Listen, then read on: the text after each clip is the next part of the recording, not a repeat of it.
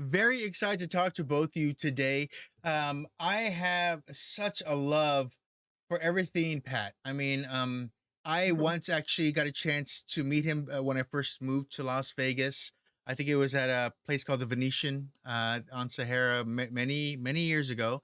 But a jovial man, but also now that I understand that there was pain and just a real person there as well. Because when you meet a famous person, sometimes you don't understand that they're a real person and the character who they are is also a job they took. There's so much more than that as well. So first and foremost, I want to welcome Kevin and Evie. I want to say that this is such a great documentary, and I feel that there's so many things that people didn't know.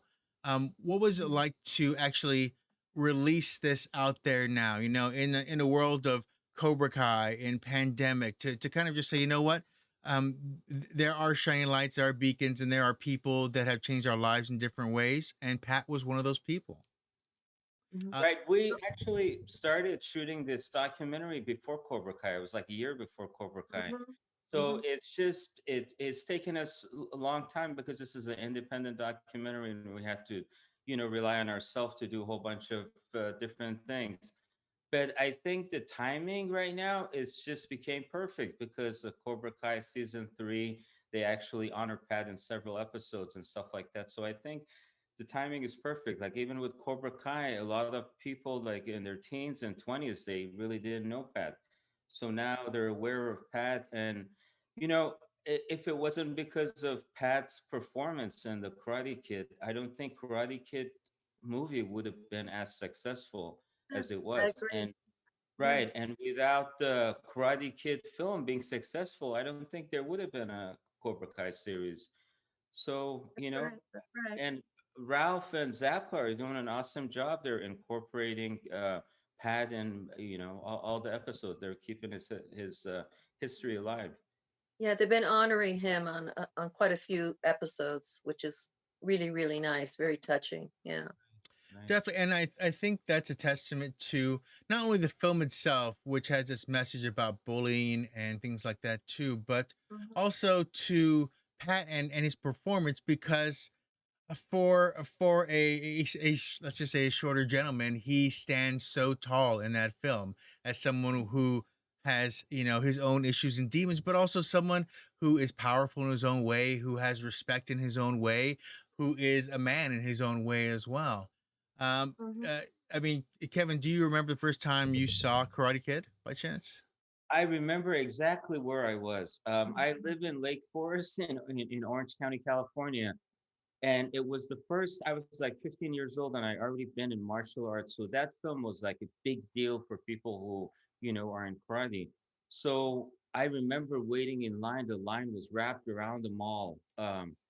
And the funny thing is, I run a film festival in the same theater, and we ended up honoring uh, John Avildsen, the director of the Karate Kid film, in the same theater 30 years later. So it just everything came together. Crazy. It's so Yeah. crazy. Yeah. And then, I want to ask too, was this a hard long road to make this documentary? What was the first step to saying this is going to happen, more than just an idea, more than saying it out loud once or Yeah. twice? Well, if I could speak to that, Pat had started to write his biography a few years before his passing, and with my encouragement. And the idea at the time was to possibly come out with a novel, a book. But I always envisioned a documentary or a film. But, the process is crazy, unless you have a backing of a major studio, it's just not going to happen.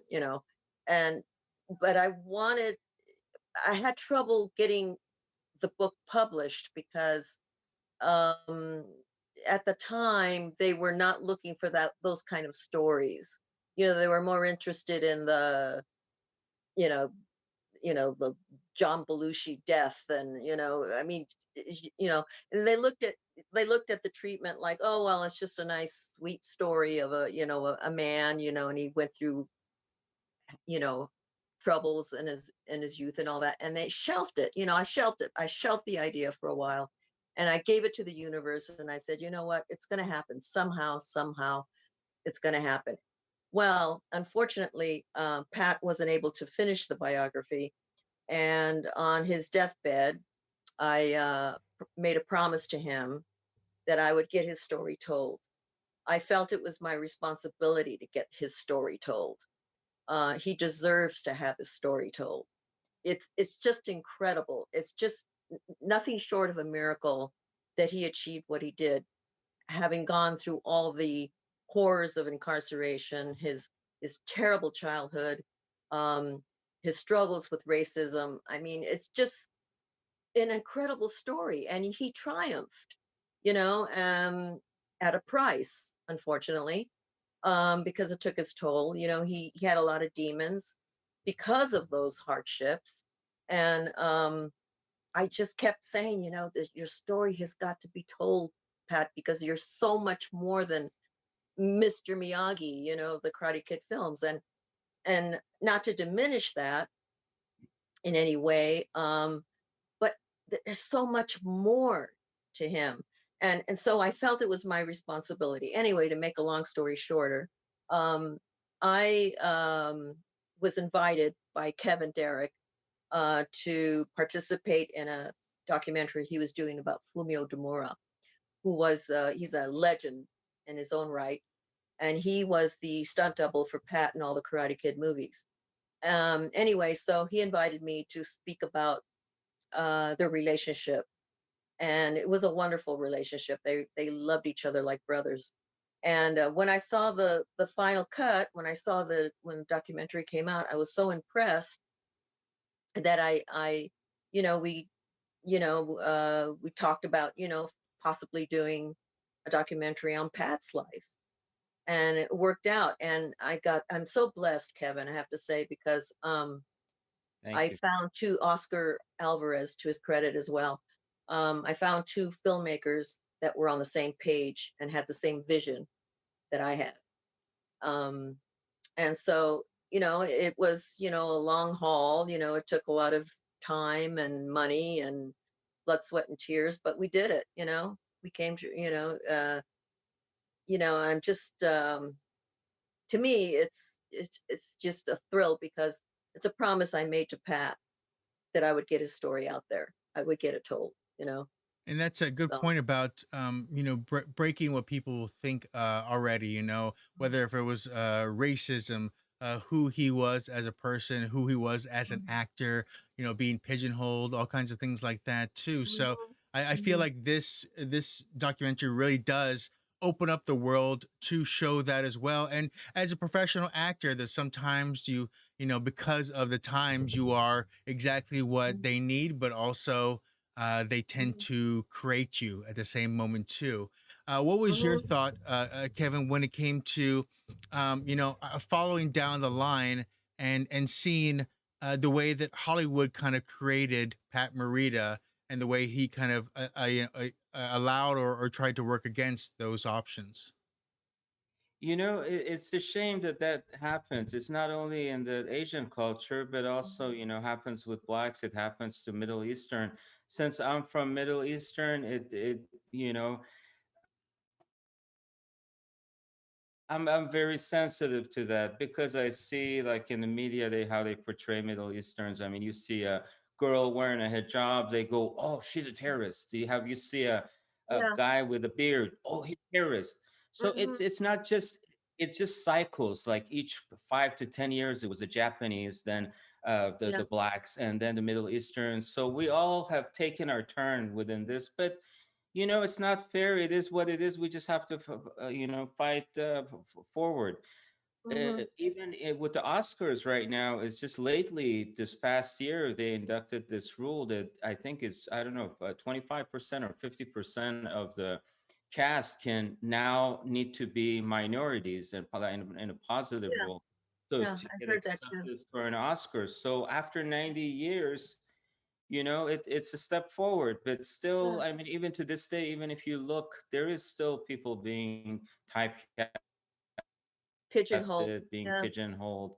Yeah. But you know, exactly, exactly. So, I mean, if you look at Pat, I can't really speak to you, Evelyn. You know more than I do, but I'm sure when it got to a certain age, he stopped getting the roles that he wanted to, and he Mhm, was basically getting master this, master that, and then there was a movie called Karate Dog, and which is not a bad movie, but it's just everything that you see after the Karate Kid. It was mhm. all Yeah, karate master related, and yeah. a lot of people, It was hard for him to get roles after that. I mean, there was a trilogy. Actually, there were four Karate Kid movies, and it's so easy to get pigeonholed. They only saw him as, this master, this karate guy. And for a while he went through a lull. He didn't work. I mean, he got little bit parts, little cameos here and there, but nothing major. Because that's all people saw was this Miyagi persona. right? And yeah, so He was sometimes it so talented. backfired. He was Yeah, so it goes talented. against you He could have done sometimes. anything. Right, Yeah, yeah, yeah. right. And not only that, when he got older, there just weren't that many parts for older people, especially Asians.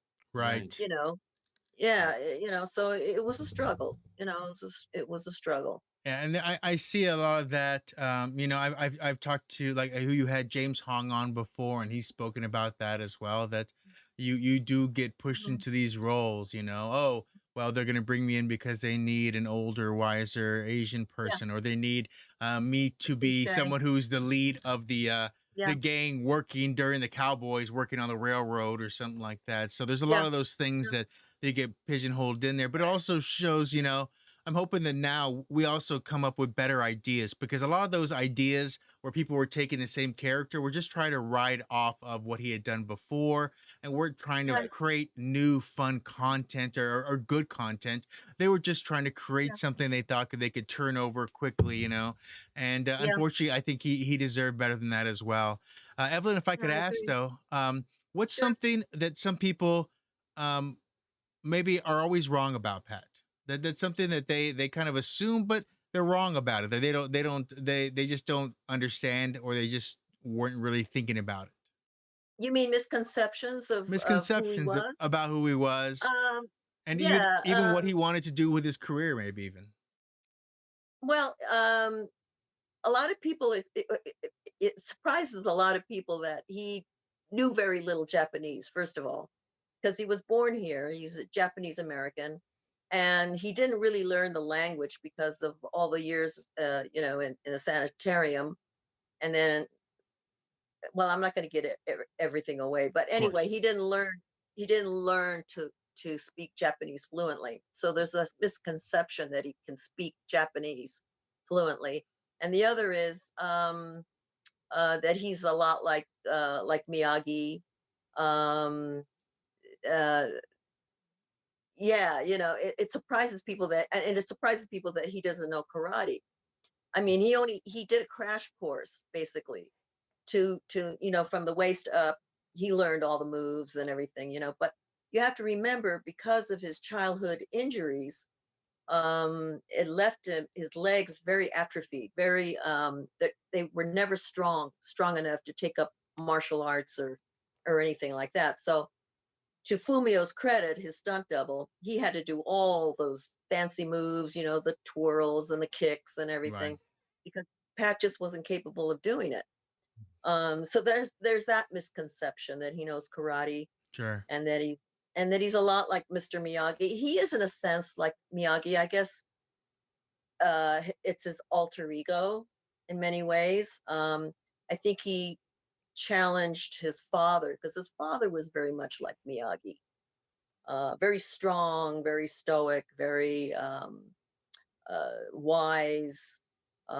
He revered his father, and I think he tapped into that, but Yeah. he wasn't anything really like No. Mr. Miyagi. Well, and anyone who met him, and for the first words out of his mouth, pretty much usually, if you met him first time, kind of took away that note. I mean, who he was, how he talked, and everything else too. I Yeah, mean, this was a California kid. I mean, he was, yeah, yeah, yeah, from Sacramento. Yep. yeah. And so I Hmm. think that's something that if you met him, you just kind of realize that's who he was.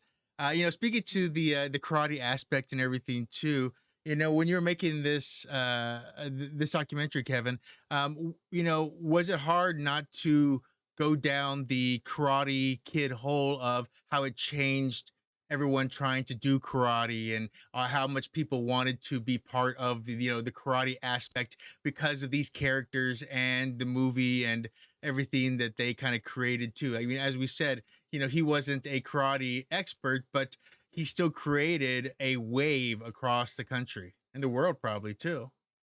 It did. It did. Coming Mhm. from the Karate world, I could tell when the Karate Kid came out, people were lining up to sign up for karate, and it was all because of Pat and Ralph. I mean, Mhm. this Yeah. catapulted karate into another level. It's kind of like when Bruce Lee's Enter the Dragon came out. I think that was 1973. It Mhm. introduced food to the world.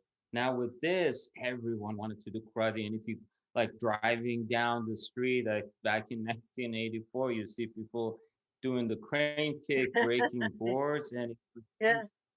it was insane. Right, Yeah. right. Yeah.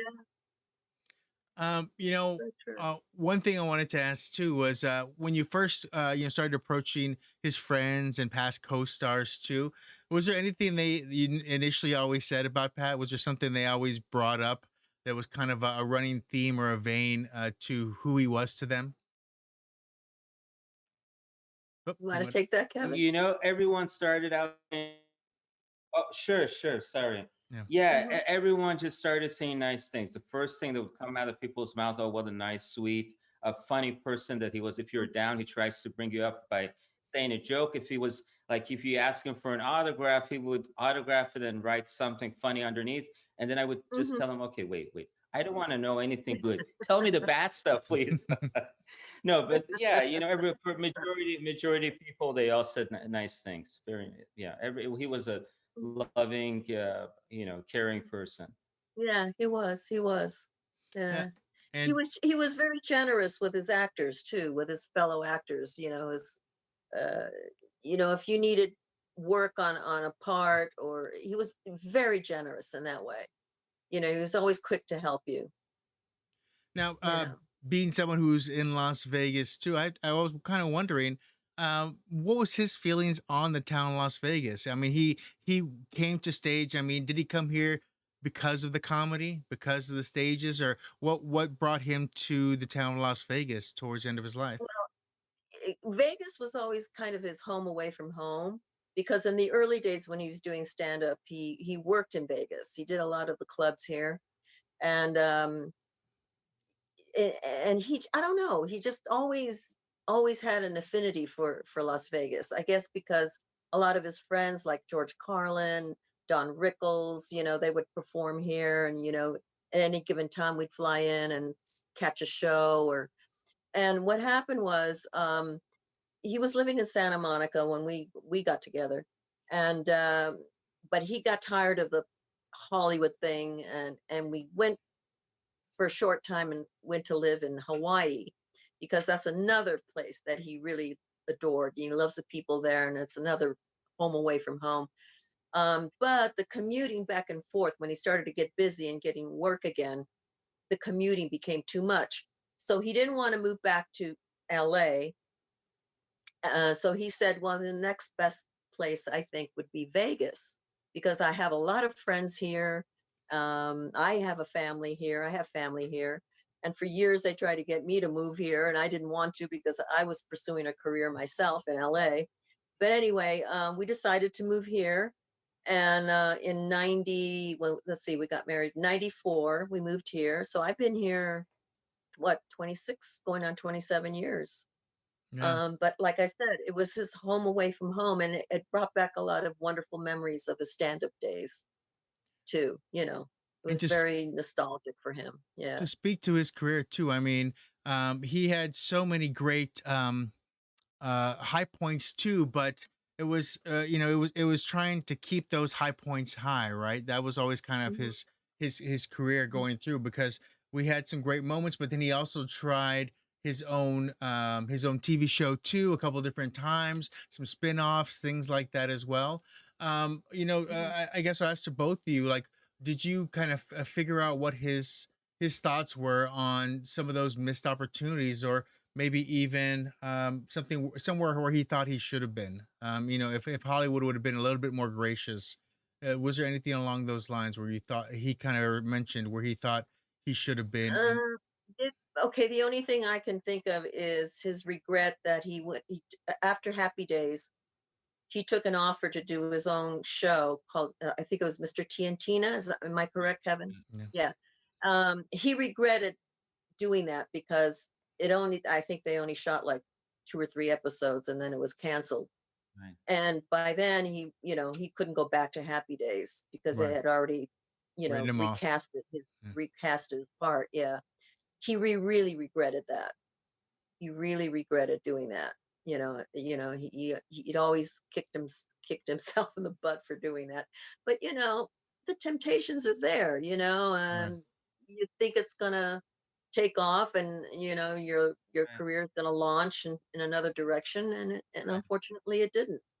Yeah, You that know. show was ahead of its time. I mean, if you Yeah. look back then, I don't think there was any leading Asian person on network television. Mm-mm, So if I were him, mm-mm, I would have also yeah. taken that chance for the sitcom. I think they ended up Yeah. shooting 6 episodes and they only aired four. Yeah. Yeah. But Yeah. at Yeah. that Something like point, I that. don't Yeah. think Americans were ready to see a Japanese lead. I mean, just having Right. World Hmm. War II and all that stuff is still, there was a little bit of hate going on, Yeah. but that's too bad. I mean, I watched the show and I thought it was really funny. But I have to say to his credit, he really was a trailblazer.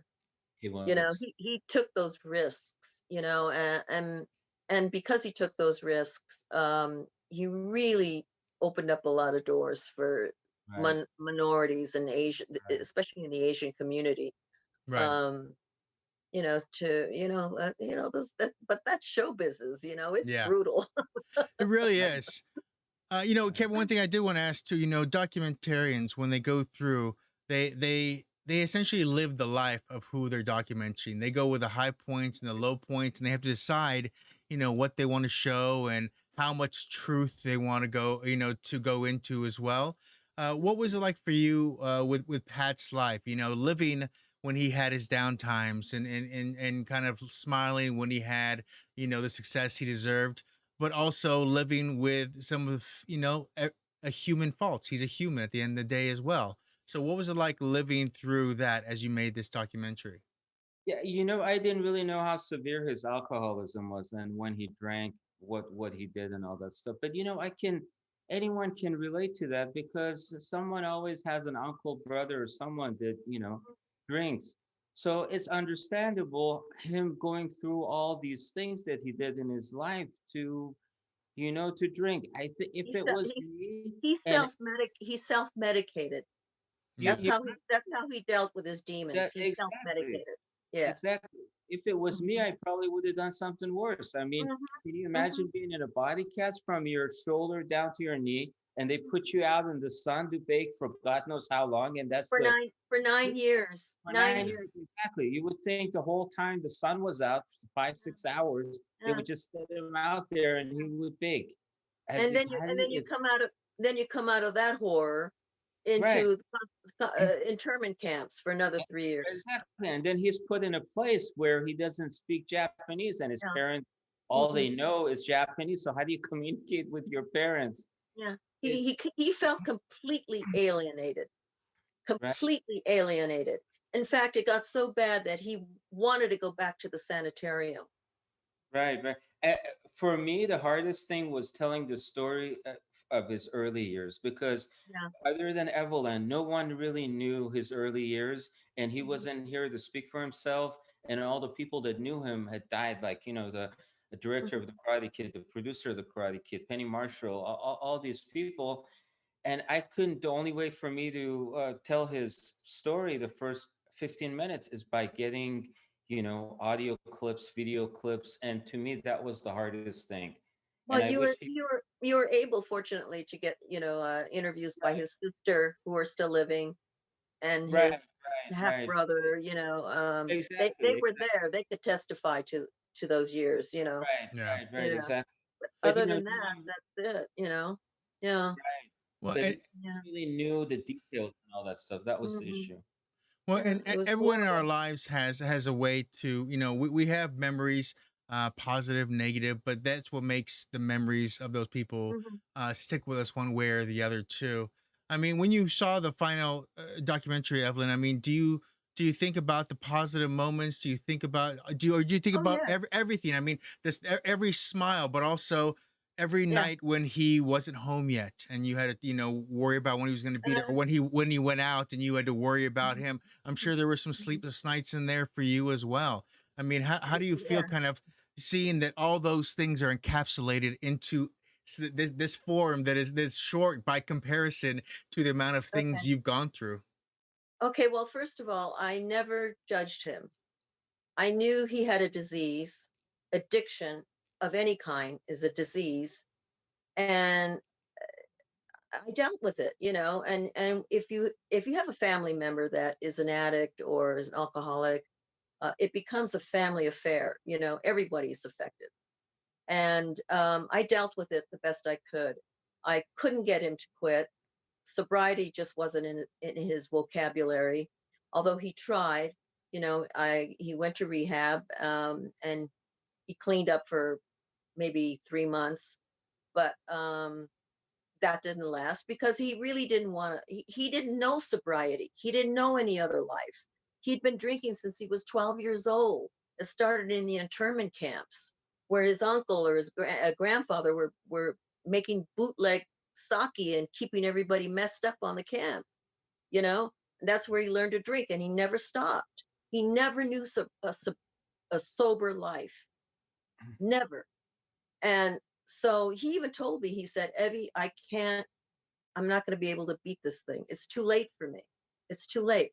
But the amazing part about it, uh he was always a consummate professional. He always hit his mark. He always knew his lines. He was always on time. You would never know he was in his trailer, throwing it down. And it only started to show towards the end of his life, where it started to affect him emotionally, physically. He became abusive. He became just very hard to handle, and as a result, he wasn't getting any work. um I dealt with it, but I never judged him. And the one thing that Kevin and I can agree on, we were very sensitive of the fact, we didn't want to we wanted to include that in the film, but we wanted to be careful that it didn't define him, Right, or diminish his character, because that's not who he was. right. He was the most gentlest, compassionate, loving person, and it was the disease that reared its ugly head, Right. and that wasn't Pat. That Well, wasn't Pat, I and think that's what I really want to make sure that people understand that. I think the documentary actually is very balanced in showing that, as well as showing, a man living through racism and conflict and all these other things that he's gone through. I think these are Yeah. all just markers on the life of what made him him, one way or the other. Oh, yeah, There's a I lot of agree. those things there. Absolutely. And Absolutely. His life was the perfect storm. As there were wonderful things about it, about his life, but there were also these terrible, tragic hardships that he went through. But if they weren't all in the mix, in the soup, it, he wouldn't be able to excel and perform and be the brilliant actor or comic that he became. yeah. It's all part of it. It's all part of it, and that's what made him who he is, the good, the bad, and the ugly, True enough. and unfortunately, he paid a big price for it in the end, Well, but on the good yeah, go side ahead. though, Sorry. he no, I'm going to just say, just what was this documentary and showing everyone, people he worked with and friends too, you can see that no matter the hardships he was going through, he left brightness on other people, which is Hmm. Oh, a absolutely. positive. Everyone Hmm. of from Billy to Ralph to everyone else out there, they have nothing Yeah. but positive things to say about this goofy guy who came in, made a joke, and made them laugh. Probably, nervous kids who weren't that great and they were trying to figure out how to do something. And this Yeah. veteran made things Yeah. just a little bit easier. and a little bit Yeah, better. because he understood that. He's been there. He's been there. He's been ridiculed. He's been, kicked off the stage, he knows what it's like, and that's I think that's why he was so drawn to comedy.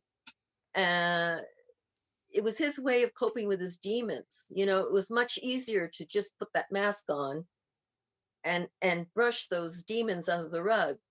And that's why he self-medicated. That's why he drank. That's why he used. Right. And it was too painful to go there and feel sorry for yourself. And especially in that era that he came from, and especially in the Japanese culture, it was unheard of to air your dirty laundry to a therapist. You didn't go to therapy. You didn't deal with the demons.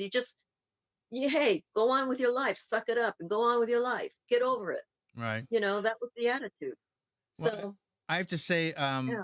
one of the things that his legacy is very strong because anyone who remembers specific things, either it's Happy Days or Karate Kid, Mhm. or even just a stand up. I mean, he left his mark on them now too. I mean, can Yeah. anyone out there own a bonsai without knowing about Mr. Miyagi? Can anyone out there not wonder who's in the back, of an old Yeah. diner back there as Yeah. well, or Mhm. what kind of other comedian might be coming next on stage. So I think this documentary definitely does show that, and also the extension of it, and all the people that he's changed, and like I said, all the things that are staying with him because a piece of him is with every piece of that character, as well as everything else he's done too. So Yeah, I want to I thank agree. you both for talking with me, and more importantly, You're welcome. I hope you are excited for people to understand this man just a little bit more. Just have a little Yeah. bit more Yeah. understanding, and to allow to see where he came from, and more importantly, the heights he rose to. For me, it's more of a celebration and a tribute to his life. I want to honor the man and his contributions. And for me, it's kind of a love letter. Oh, that's nice. Yeah, It really is. I It wanted to really is. thank you, Evelyn, for trusting us to be able to tell a story Uh, that's really important to me. yeah. And I hope this was a team effort that is just a dream come true, Kevin. And I thank you too, I for hope having the he's looking same down vision on that us I and had. giving us the You know, thumbs up right now. Yeah. but I hope he's looking down on us and giving us the thumbs up. oh, oh, for sure he is. For sure, I know he is, and I think he's very pleased. I think he is. I think he's very pleased. Well, the title Awesome. says it all right there. So more than Miyagi is definitely the theme and emotion that goes with this film. So I want to thank you both for talking with me today, You're and welcome. I hope it was enlightening and cathartic at the same time to kind of It go was. through these things and almost put them to peace when you say this is for the world now as well. So thank you very much.